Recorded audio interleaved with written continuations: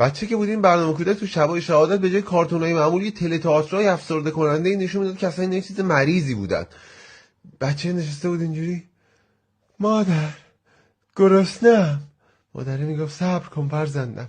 بعد صدای در میومد، حضرت علی اومده بود نون و خرما گذاشته بود رفته بود. این بدو او آمد میرفتم در، باز هم ندیدمش، نان و خرما آورده است.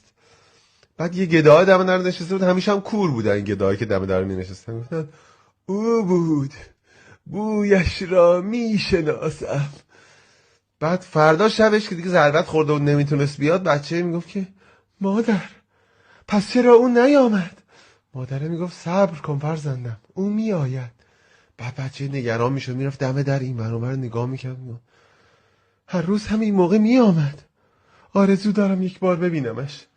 تو اگه هر روز میدونی همون موقع بیاد، چجوری آرزو داری یه بار ببینیش؟ یه بار که همین میگردی میدیدی تایمشو میدونی دیگه.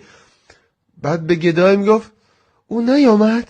گدای میگفت اگر آمده بود من میفهمیدم، بویش را میشناسم. سایدی ما رو تو با دماغت خوب، یه دونه فقط دماغ داری، چش چال درست نداری، جنبه همون دماغ خالی هم نداری. خدا خراش شناخت که شاخش نداد همینه.